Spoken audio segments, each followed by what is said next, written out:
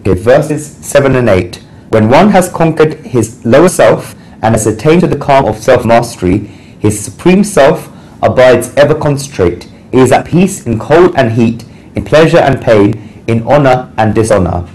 The ascetic yogi, whose soul is satisfied with wisdom and knowledge, who is unchanging and master of his senses, to whom a clod, a stone and a piece of gold are the same, is said to be controlled in yoga.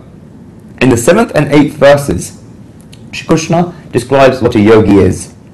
The qualities are as follows, and we must understand each of these words carefully.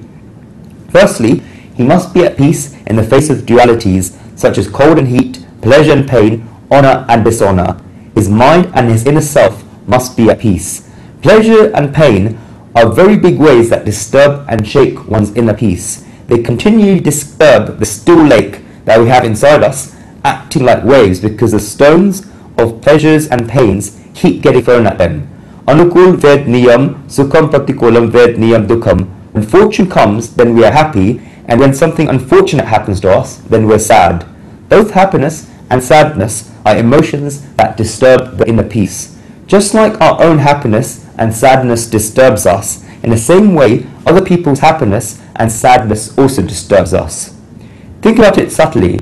Our happiness brings happiness to ourselves. There is a limit in the words, and therefore I will repeat this. If something we like happens, then we have a feeling of happiness, but on the contrary, when we're in contact with somebody else, then their happiness can be a reason for our sorrow, and somebody else's sorrow can be a reason for our happiness. Now, just in the same way that our happiness can lead to our happiness, and somebody else's happiness led to our sadness, our happiness can also lead to someone else's sadness. If one's neighbour gets a new car or new furniture, then one immediately gets sad. In the same way, when one gets something new, then his neighbour gets sad. The disturbances of happiness and sorrow continually disturb us.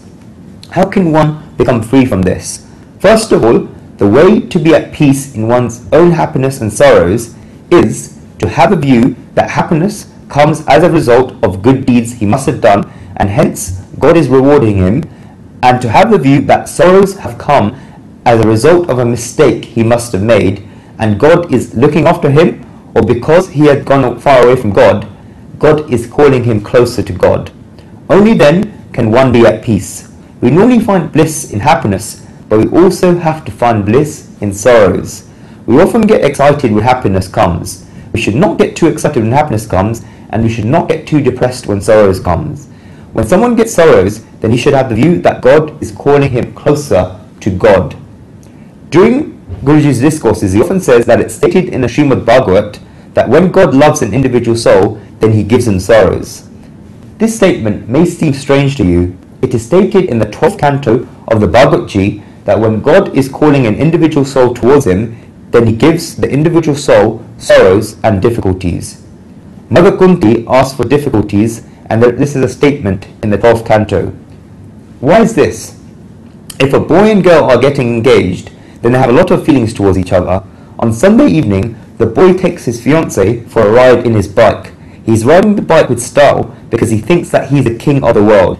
He has a two-wheeler and a fiancée sitting behind him. What else could he want in the world? He's riding the motorbike like a king. The girl has placed her hand on the boy's shoulder and they're driving around town. They keep saying sweet things in each other's ears and talking while they ride the bike. The bike is being ridden on a road where there are shops on both sides of the road. There are a lot of nice shops, including sari shops and boutiques. It's the nature of the girl, because the wedding is coming up and the date is fixed, she wants to go shopping. As soon as she sees a sari, then she gets distracted. The boy riding the bike sees in his rear view mirror what his fiancée is doing. He keeps looking at her again and considers himself very lucky because his fiancée is very beautiful. He keeps looking at her in the rear view mirror. Now, when he sees that his fiancée is being distracted by looking on both sides of the road and her hand on his shoulder is getting loose, then the boy does not like it. He wants to keep her hand there. It is typical of youth that when the boy sees this, then he accelerates his bike, drives it with a lot of speed and leans the bike to his side so his fiancée screams out loudly. She holds on tight to the boy and the boy now thinks that things are alright. They were going at nice speed, but the boy tilted his bike to the side, not so that his fiancée could fall off because he likes her a lot and loves her, but because she is his, has come out with him and wants to keep her focus on him and hold on to him. He wants her to look at him and to talk to him. He does not want her to look around anywhere else. He does not like it that she's looking around when she's with him. That is why he tilts his bike to the side so that she grabs onto him. Now it is fine to him. In the same way, God is very romantic. We are all his fiancés. He has taken us for a drive in this world. God sees in his rearview mirror whenever our concentration is on him or not. We talk sweet words in his ear. Aduram maduram, vadanam maduram, navanam maduram, hasitam maduram, maduradi pater akila maduram. Meaning, O God, sweet are your lips, sweet is your face, sweet are your eyes, sweet is your smile. Even your sounds are sweet. Everything of yours is sweet. These are nothing but sweet words. We do not have to know how to say them, and that is why our rishis have given them to us. People do not know how to write love letters. When Guruji was passing through the footpath near a mountain, he saw a book called How to Write the Ideal Love Letter. Is this something to be taught? Just like one can be taught the ideal answers to interview questions, this book taught people how to write the ideal love letter.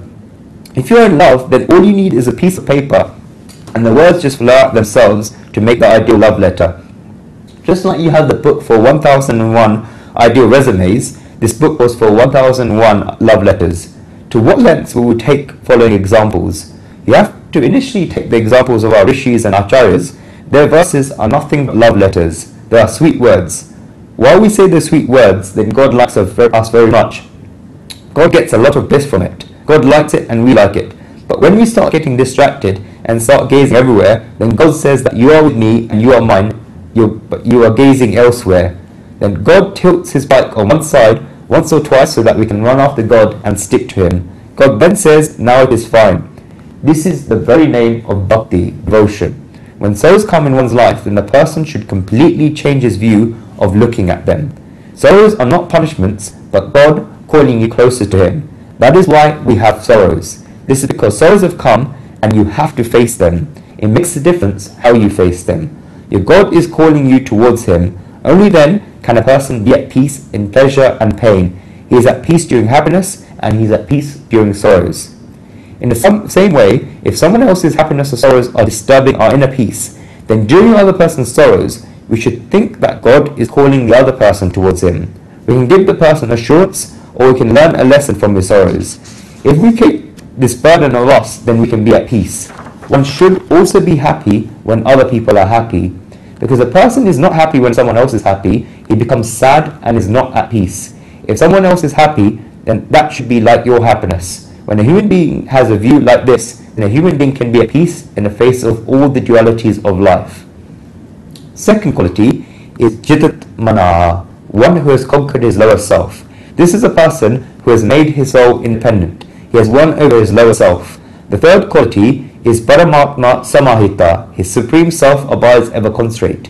He sees the supreme soul everywhere and sees nothing else apart from the supreme self. He worships the supreme self in everything. His view is that there is nothing apart from the supreme self.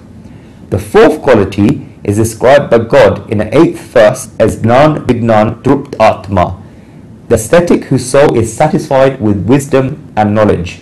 This is when all a person's questions have been answered. He is satisfied on the inside. This begins with intrigue. Intrigue is the beginning. Then curiosity comes. After curiosity comes the desire to be liberated. And then one reaches a state where his soul is satisfied with wisdom and knowledge. No question arises in his mind. This is not as if he is arrogant. He is just satisfied with both wisdom and knowledge. The fifth quality is kutastha, unchanging. He has just one interest. He does not change. In Sanskrit, the word kutastha is used to describe the anvil or iron block on which the goldsmith makes jewelry by hammering gold. So many different types of jewelry have been made on it for many years because this business has been passed from generation to generation. The goldsmith's father, grandfather, great-grandfather, great-great-grandfather, and early ancestors, as well as his son, grandson, great-grandson, great-great-grandson, and future progeny will all use this. Items have been made out of gold, silver, bronze, etc. The metal is changing, the size of the object is changing, yet the anvil stays exactly how it was. No print goes on the anvil, kutastha, unchanging. The soul has gone through many wombs, has gone through many different circumstances, and has faced many different circumstances. Many imprints have fallen upon him, yet his soul is kutastha, unchanging. Shri Krishna's ideal human being is like a mirror. When someone comes in front of a mirror, then the mirror shows his reflection, and when the person goes away from the mirror, then the mirror will be just like it was before. The mirror does not hold on to anyone. One whose consciousness is like that is kutastha. The sixth quality is Vijitendriya, master of the senses. The seventh quality is Samaloshta Shman Panchana, someone to whom a clod, a stone, and a piece of gold are the same.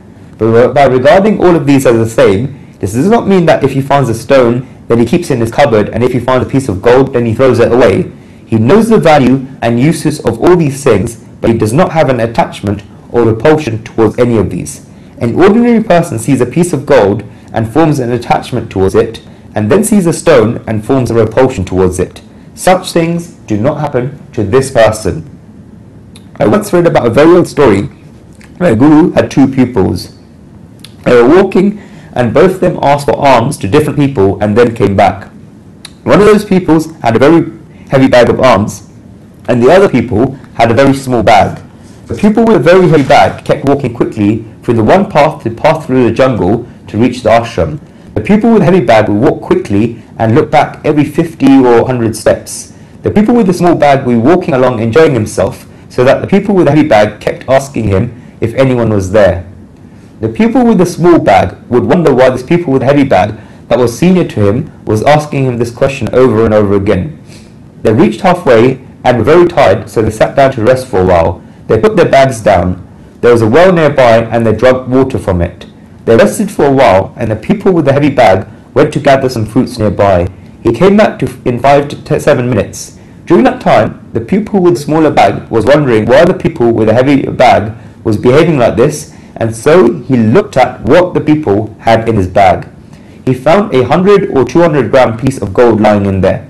Then this pupil also started looking around to see whether someone else was there, and thought that someone else might rob them because they were passing through a jungle. The younger pupil did a very good job and put the piece of gold in the well. In its place, he put a stone of similar measurement and weight in other people's bag. The older pupil came, measured the weight of the bag, and thought that everything was fine. He threw it on his shoulder and began walking. The younger pupil followed him. They travelled for about 50 or 100 steps, and the older pupil looked back.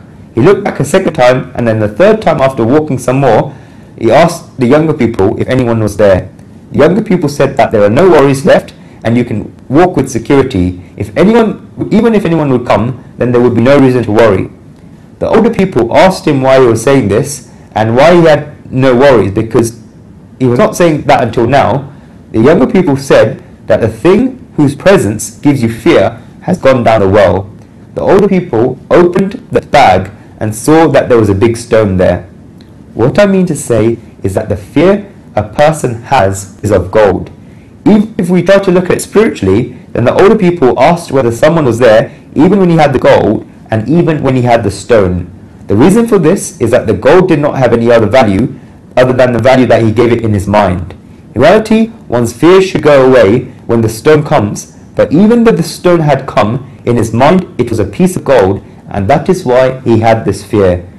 The meaning of Samaloshta Shma Kanchana is that when a person had fear because he thought that the stone was a piece of gold, then what if he had the piece of gold and he thought that it was a stone? Then he would not have any worries. If he assumed that the stone was a piece of gold, then he could not imagine that the piece of gold was a stone, and he got rid of his fear. He could have done so. Small businessmen understand this very well.